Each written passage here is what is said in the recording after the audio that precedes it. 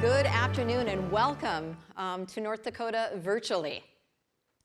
Great to be here virtually. Wonderful. So it's really good to see you again, and thank you so much for coming to North Dakota virtually. I know that we were at a dinner, December, I guess it was, and we were having this conversation, and I was so excited about the possibility of having you come join us for this event, the Governor's Innovative Education Summit. This is our 4th annual, and you were excited about that, and we began, the things in motion, and as it turned out, we got hit by a global pandemic, and it actually probably worked out for the better. We were struggling to get some dates coordinated. You had some graduations and some family events that were making things challenging, and we ended up delaying or readjusting. So I am so happy to have you here with us today. So happy to have us have this conversation.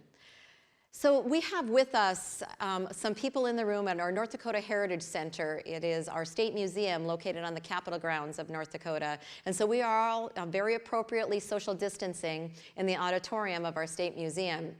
But we have over 1,000 registrants joining us today virtually for a full day of learning. And as you know, I watched the interview that Governor Burgum and you did on one of our local news stations last week on Friday. That was very engaging and captivating, and I hope we can capture some of that in our conversation today. So as you know, we have this annual summit once a year because our governor is deeply committed to innovation and education and to the students of North Dakota.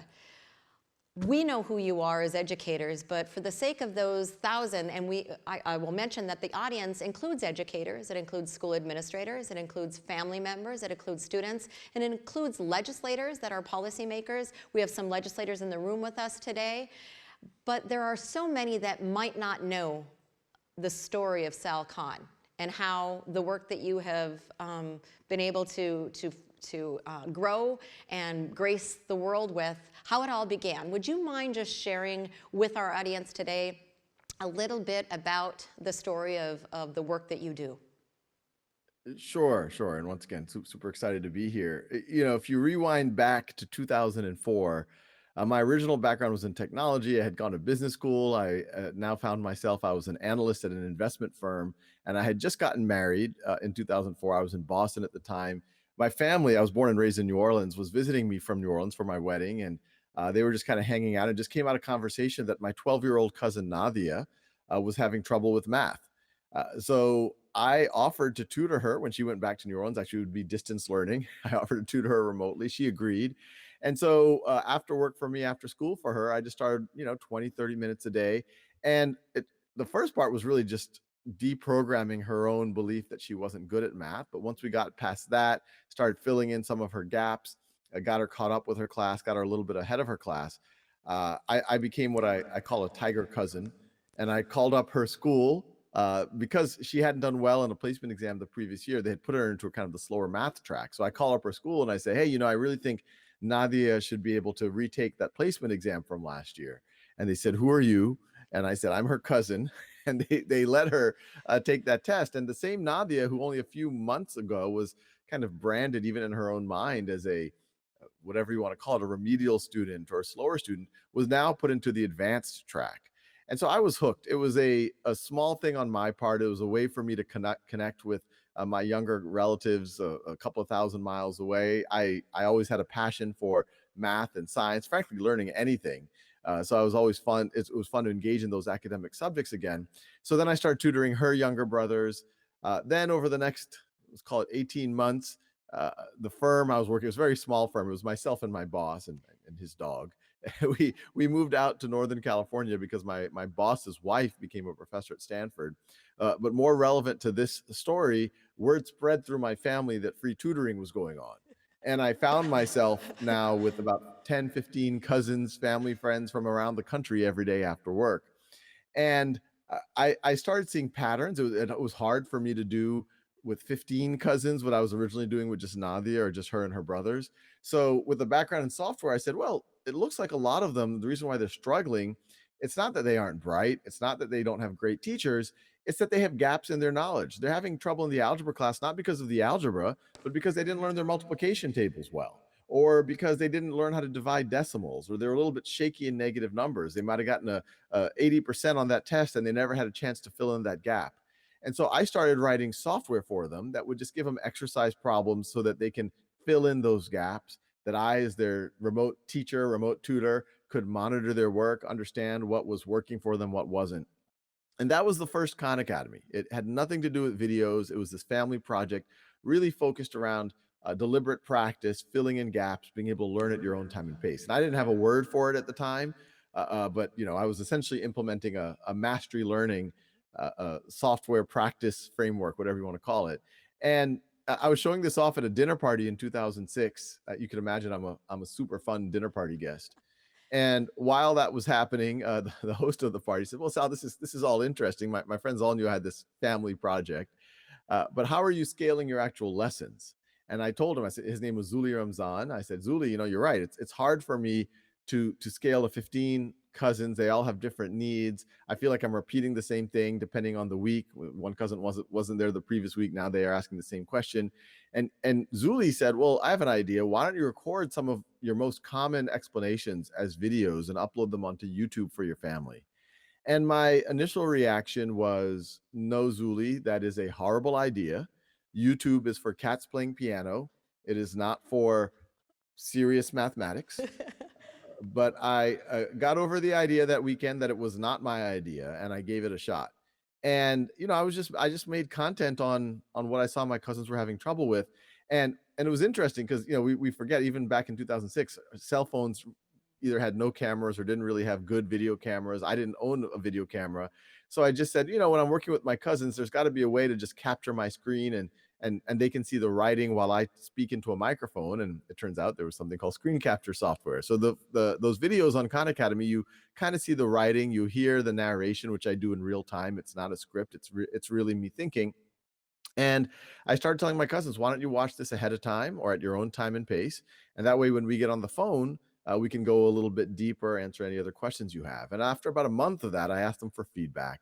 And they famously and somewhat backhandedly told me that they liked me better on YouTube than in person. And so I took that as positive feedback, glass half full, and I kept going. And it soon became clear that people who are not my cousins, the videos just happened to be public. I didn't even know if YouTube had privacy settings back then.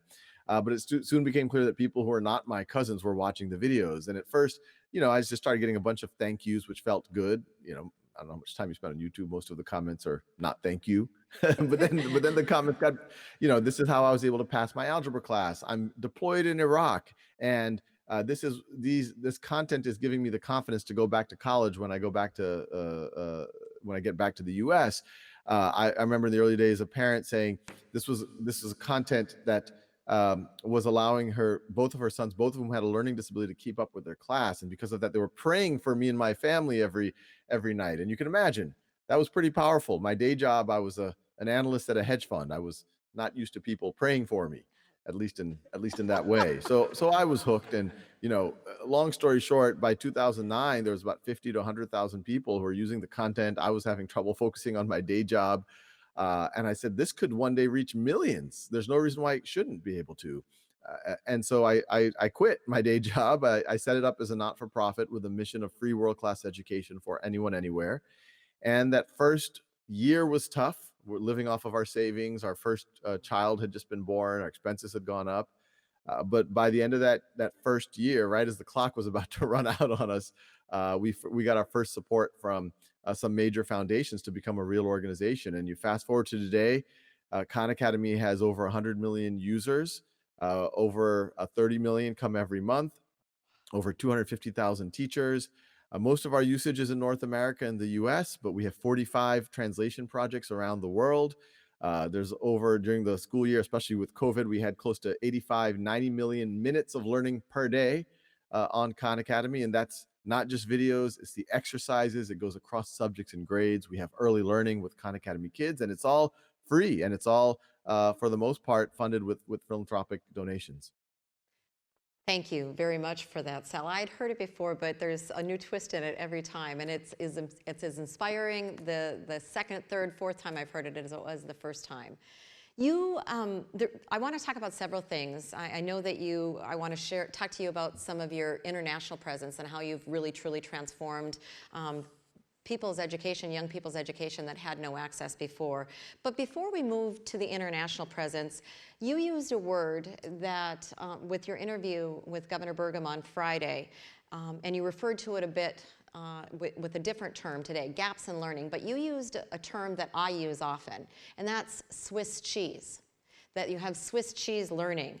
And you talk about mastery and practice. So if you can expound upon that a little bit more, what do you mean by gaps in learning and the Swiss cheese learning foundation that we sometimes have, and then how that relates and leads into a concept, the term of mastery or proficiency based? Yeah, and I think this is the core of everything. And this isn't my idea. This isn't really an age-old idea, which is if you haven't learned something well yet, spend a little bit more time to learn it really well, because other things you're going to have to learn in the future are going to build on top of that. But if you look at a traditional academic model, that is not the way learning traditionally happens.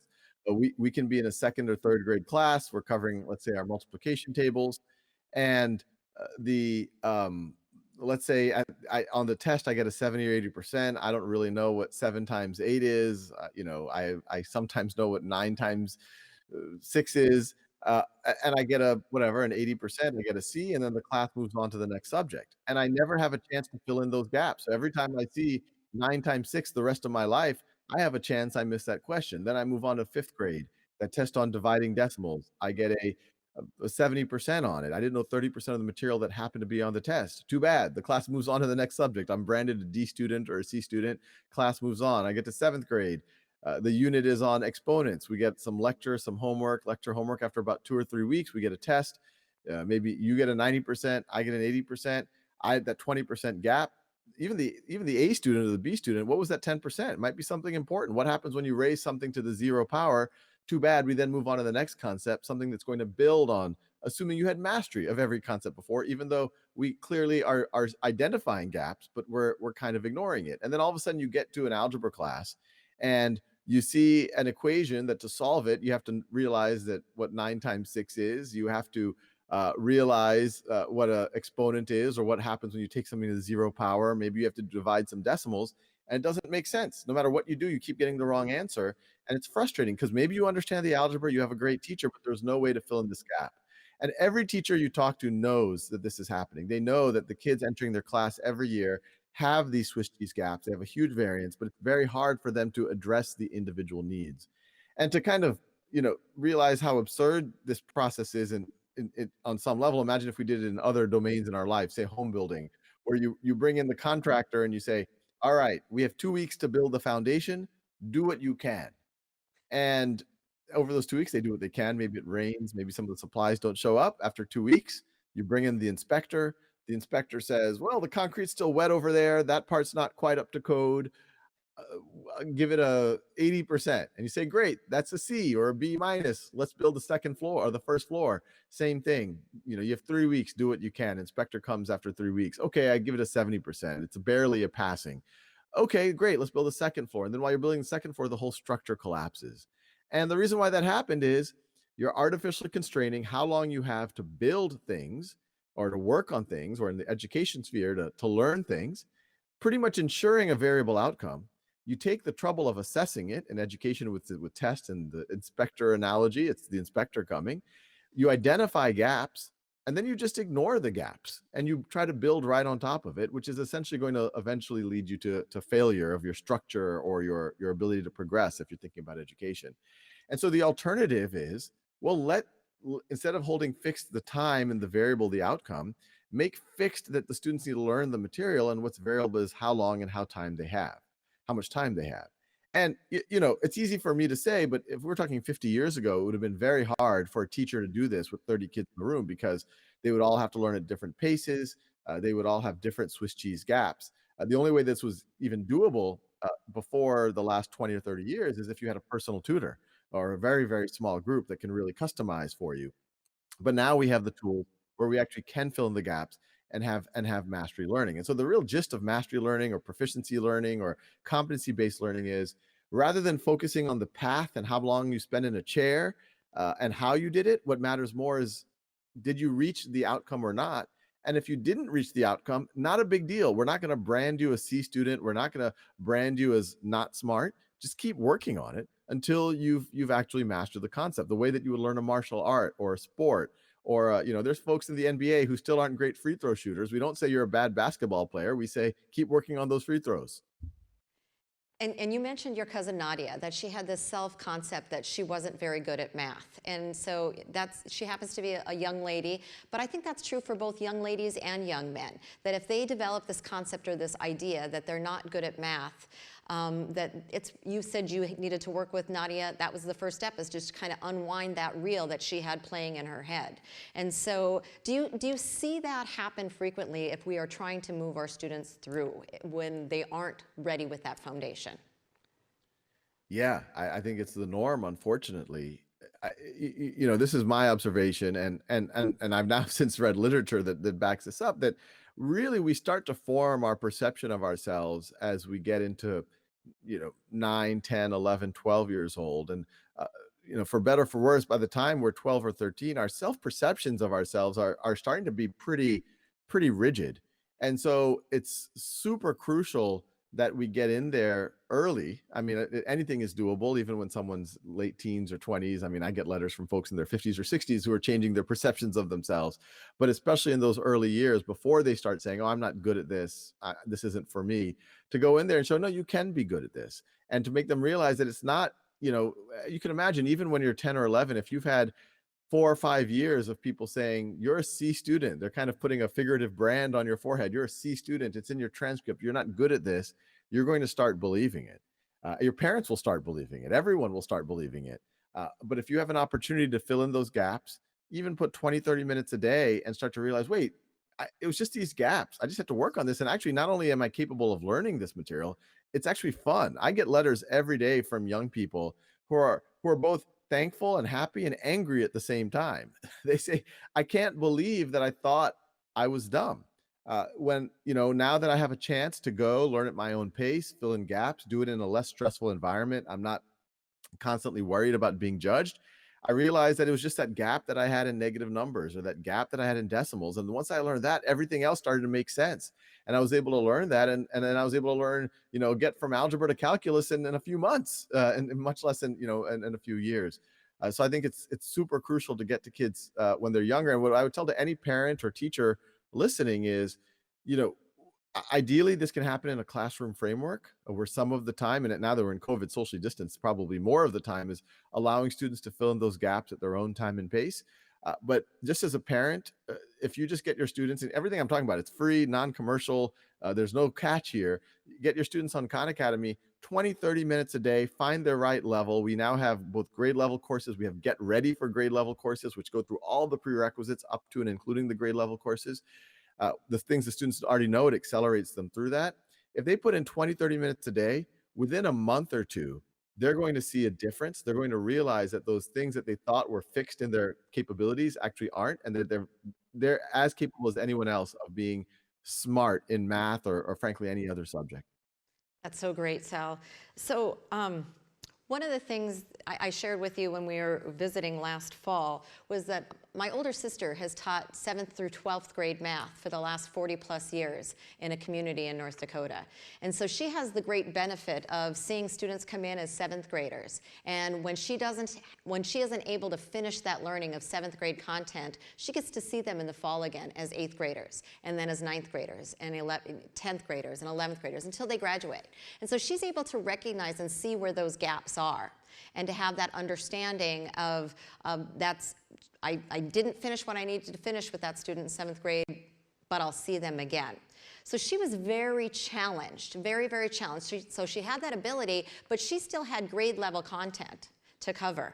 And so as we measure our students through school in the system of public school that we are in, or the system of school that we do in our nation, I think we constrain our teachers quite a bit, because they don't sometimes have the luxury of going back to fill in that Swiss cheese or fill in those gaps, because at the end of their 7th grade year, their students will be measured on grade level content.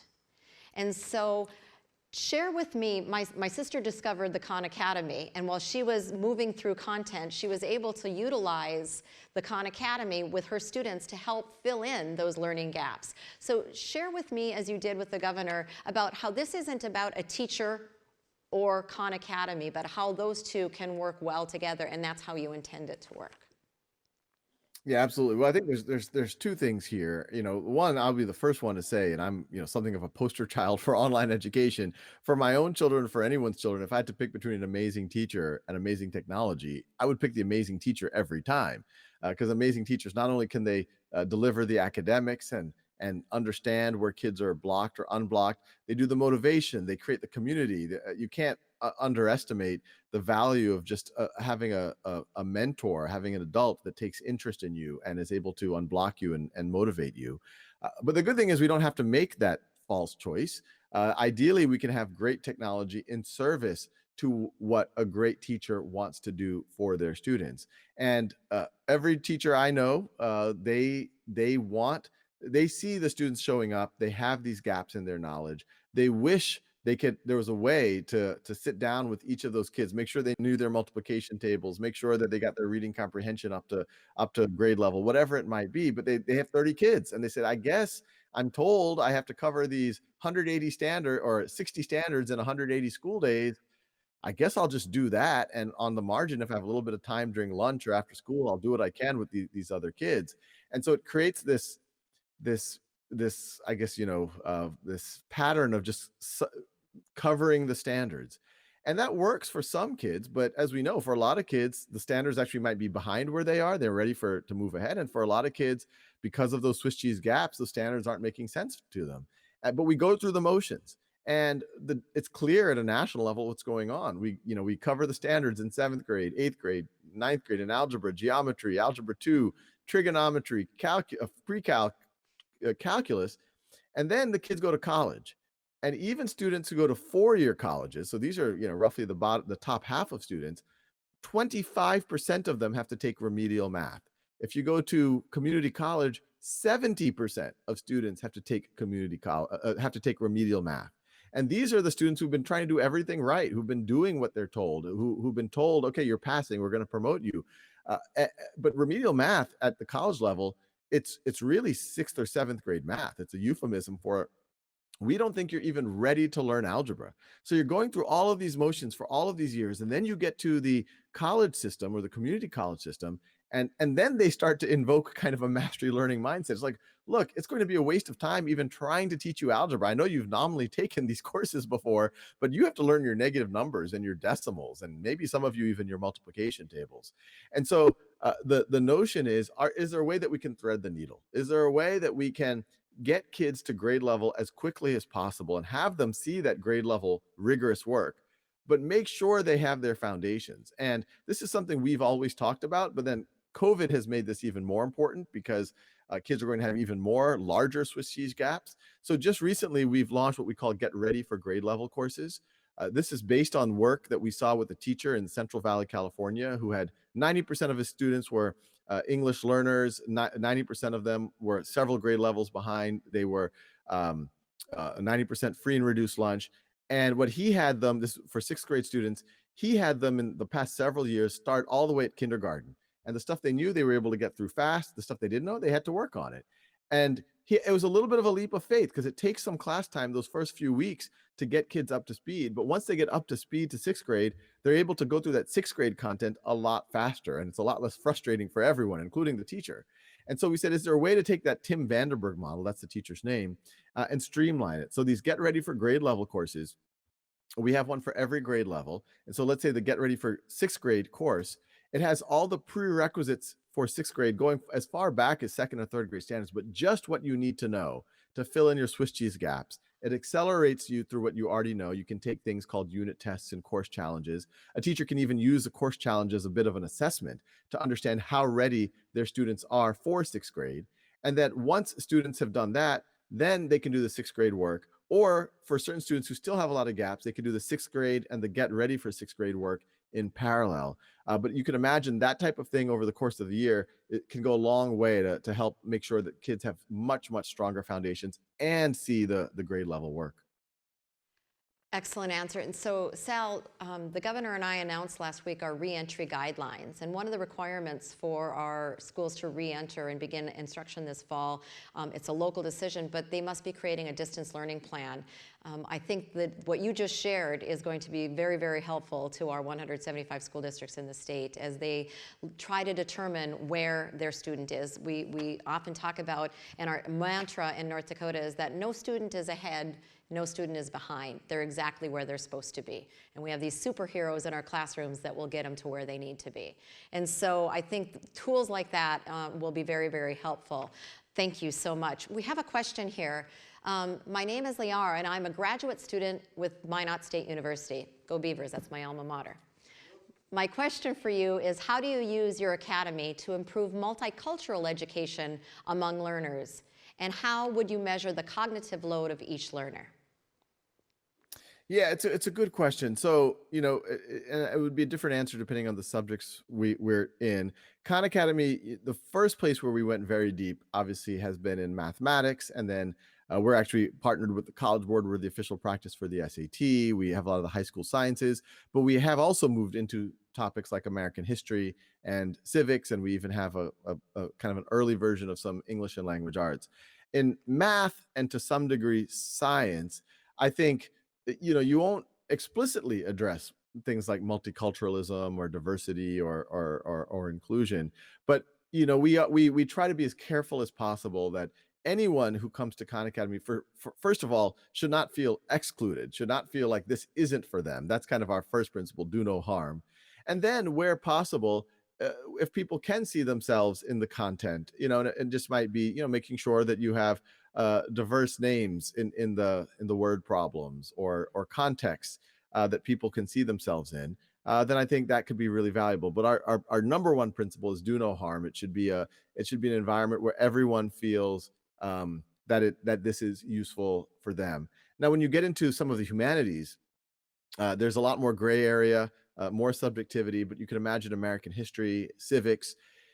What my dream for Khan Academy, and to some degree this has happened, is that someone of any political persuasion can look at it and say, you know what, they've done a pretty good job. They're showing the perspectives, they're showing the narratives, they're showing the stories. And I'll give an example. There was a friend of mine knows a conservative federal court judge. And when that federal court judge heard that Khan Academy was covering the Constitution, he's like, oh, this is going to be some California, left coast propaganda. And he looked at and we've done it with the National Constitution Center. We even have Justice Kennedy, Supreme Court Justice Kennedy, making some of the videos. And that federal appellate court judge says, no, this is the Constitution. Wow. This is right.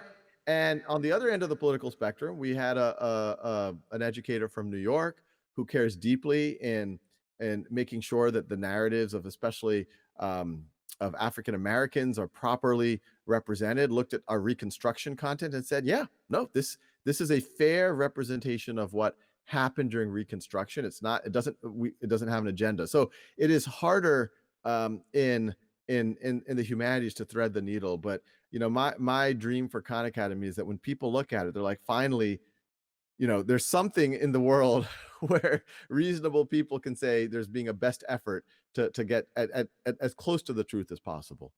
Wonderful answer. And so as we talk about equity, you shared a story with your interview with Governor Burgum about how you are. So you started with 15 cousins, and then you shared your gift with the United States, America, and you are international now. And you have people that were students that are now contributing to the content. Can you talk to us about that, please?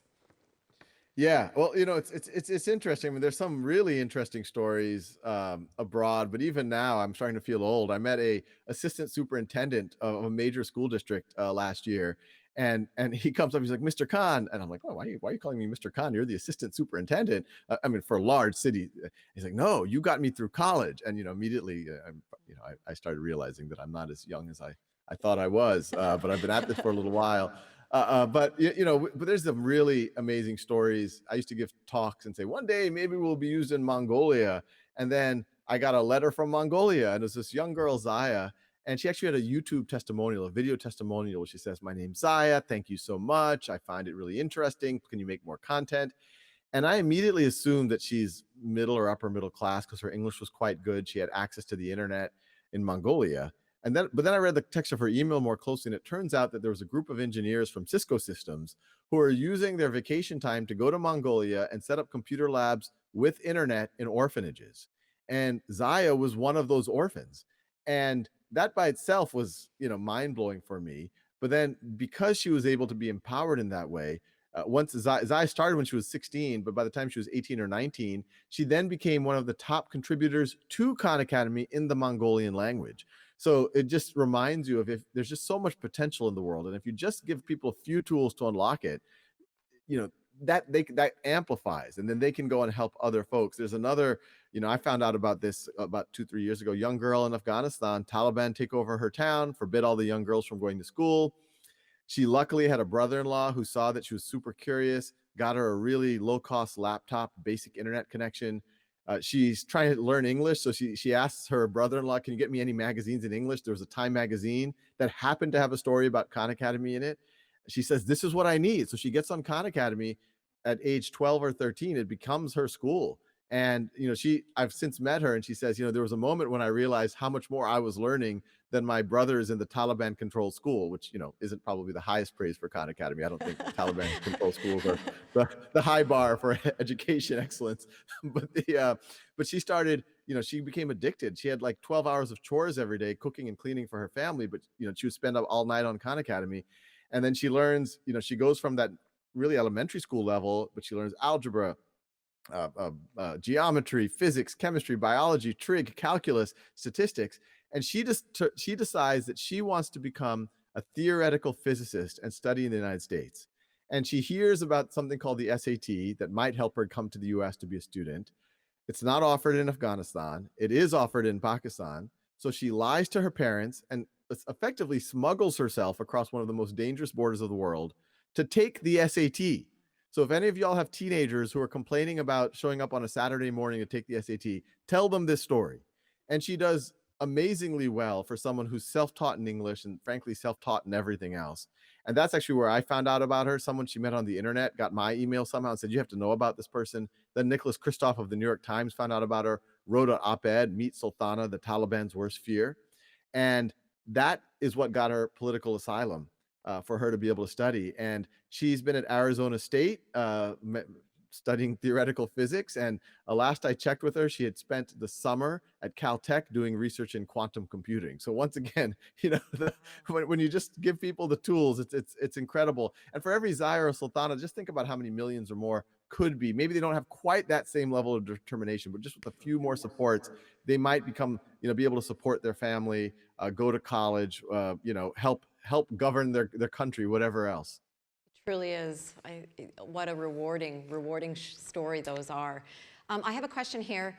I think convincing parents or families is potentially harder than teachers or schools, convincing teachers or schools that holding a learner back, and those were in quotation marks, in order to accomplish proficiency or mastery rather than just moving on is what's best for kids and their learning.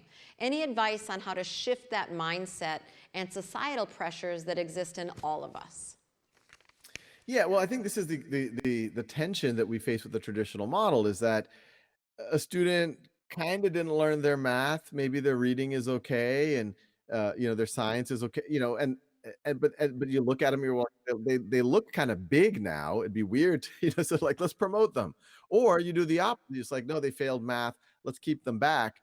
And both of those scenarios are suboptimal. The one where you promote them, then you have this pretend learning. The teachers have to kind of water down the standards to make it so the student can kind of engage.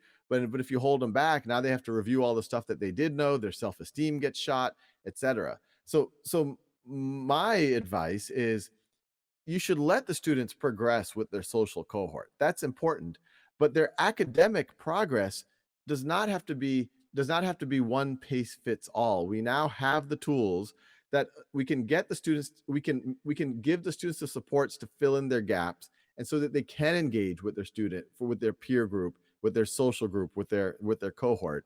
For example, let's use the get ready for grade level. I would not recommend, let's say there's a fifth grader, a rising sixth grader who has tons of gaps back from second grade, third grade. I do not recommend taking that sixth grader and putting them back in the second or third grade class. That I think would be a disaster on a lot of levels.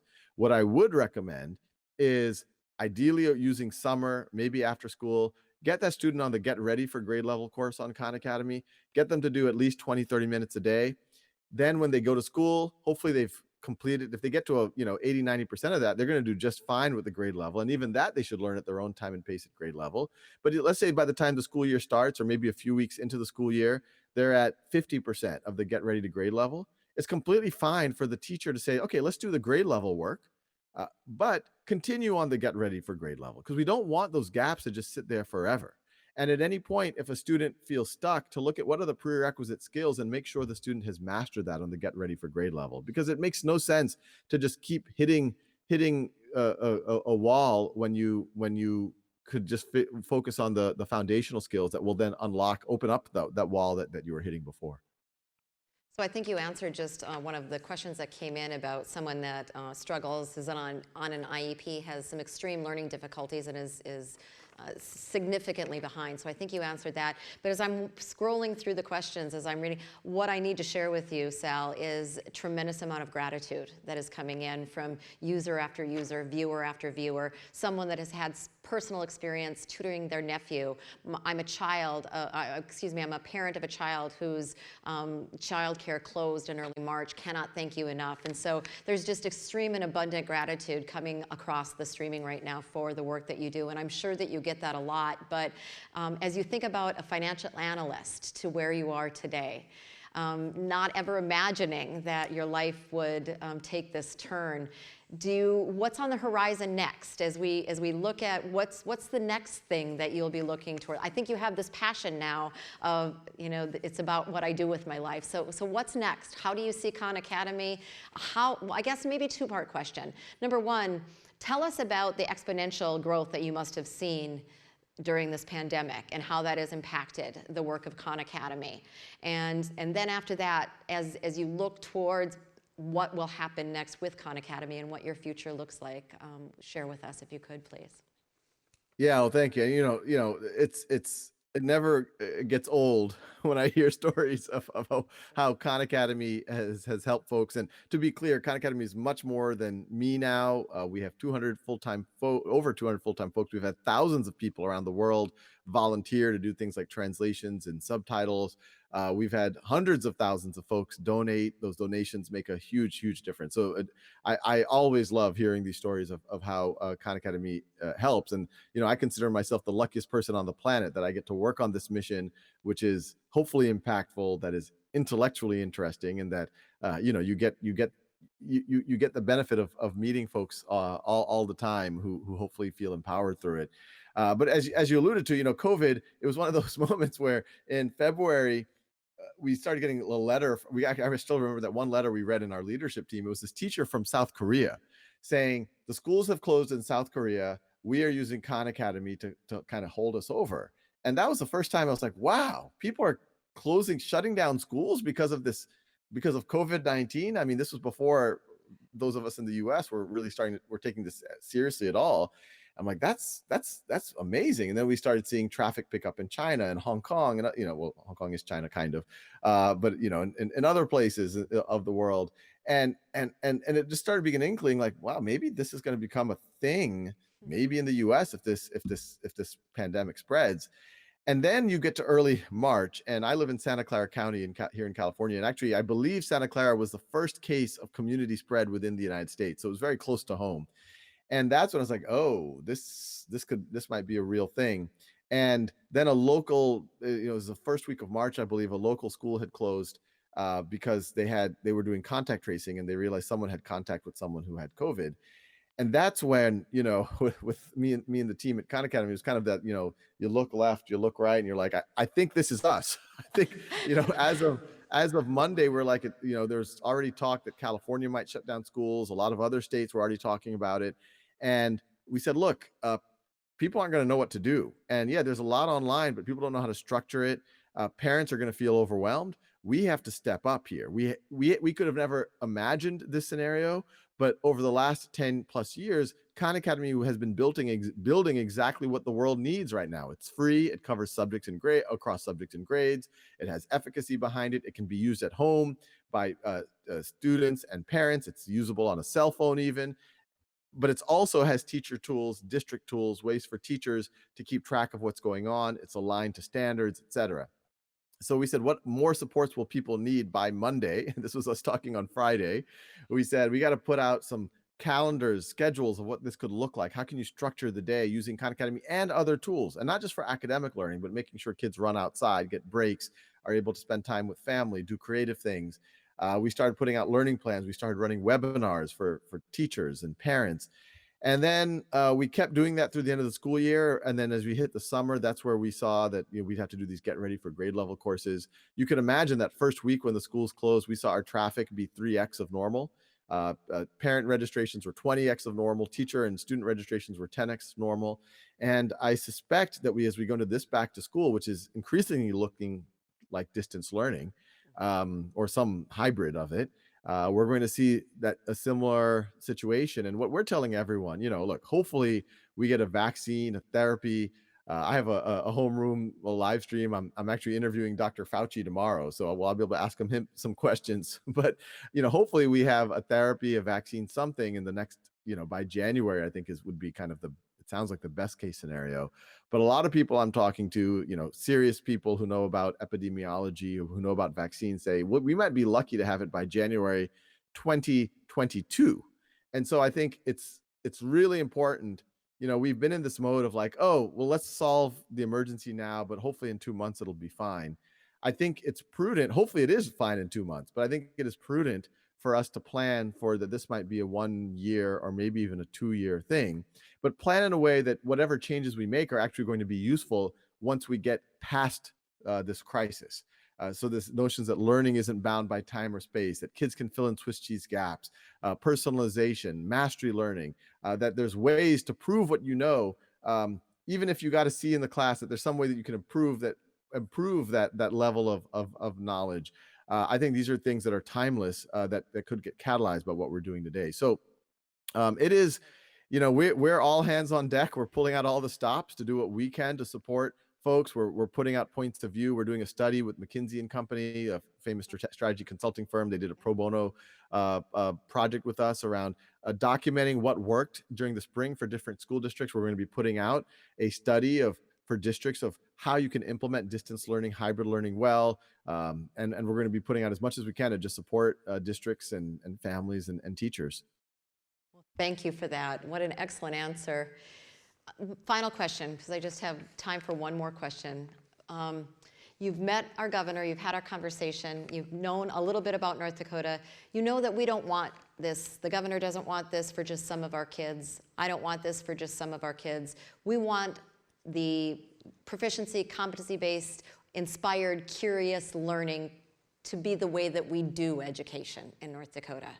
So do you have any suggestions to us, to our families, to our educators listening online? How would you suggest that we transform our state at scale away from grade levels and lockstep education and move toward proficiency and learner-centered education? Yeah, well, I think the good news is, talking to the governor and knowing what I know about your state is that you have all of the ingredients, arguably more so than any other state I've talked to or any country I've talked to. You have incredible internet and device penetration already, so that lays an amazing groundwork.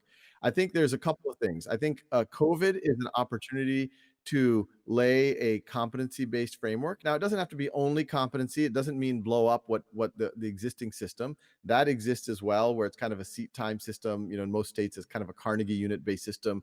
And it's usually the state universities' requirements that drive what those requirements are. So what I would advocate for, if I could wave a magic wand, and I'm advocating for it here in California as well, and in every state, we're talking to Oregon, we're talking to Connecticut, create a competency-based path as well. And, math is where it's most important, and it's also the place where it's most doable. And I could make it very tangible. Imagine a student is able to master Algebra 1 on Khan Academy. And let's say they get to 80% mastery on their own, and then a teacher proctors them over Zoom, or they do it on their own. They videotape themselves with a phone and they talk out loud while they take a course challenge on Algebra 1, and that someone, maybe their teacher, watches that video or proctors them and say, yeah, that was their own work. If a student does that, they should get the credit for Algebra 1, the credit, in the college credit or the college, in order to be ready for the state university system, they'll usually say you need 4 years of math or 3 years of foreign language or 3 years of English. That all of a sudden you got a year of math, you got that algebra credit. If you did the same thing in trigonometry or geometry, same thing, you are able to get credit for it. As soon as something like that exists, and as I just described, it's very doable. It's not, and it's super doable once we get out of COVID, because then the teacher can just proctor it live. But even with COVID, I think there's ways to do it that aren't rocket science. Then I think it starts to liberate a lot of teachers who would want to do this regardless. A lot of educators who would want to do it regardless say, okay, my goal is no longer just to cover 60 standards and hope. My goal is at some point over the course of the student's high school or middle school to get them so that they've mastered algebra. An even better situation is if the state university system, the state community college system says, if you show mastery in algebra while you're in high school, you get the college algebra credit. You don't even have to worry about this whole remediation problem, which at the community college, they call that the killing fields of kids' educations right now around the country, that college algebra. Imagine if all kids, not just the AP kids, got that credit by 9th or 10th grade. And if you haven't gotten it by 10th grade, not a big deal. Keep working on it. You have a very clear goal to work on. And if you finish it by 11th or 12th grade, that's fine as well. So I think that's step one. I think step two is, give a very clear point of view, and the COVID crisis is really begging for this, a very clear point of view of what baseline distance learning looks like. And in my mind, it is you have 2 to 3 video conferencing sessions a day, per week, per subject, and that you also have self-paced practice that teachers can monitor in subjects like math, high school science, and even a little bit of language arts and humanities. Khan Academy has a lot of that. In other subjects, there's other online tools, and a lot of it doesn't have to be high tech. You can do, in an English and language arts class, the self-paced practice can be reading a book, writing an essay, and then you show up on Zoom, and you have a video, a Socratic dialogue about it, and that there's mechanisms for the teachers to assess how their students are doing. So I think the combination of having a competency-based model, a very clear, tangible view of how to implement distance learning that has accountability for everyone involved, and is doable for everyone involved, I think could go a very long way. Excellent advice.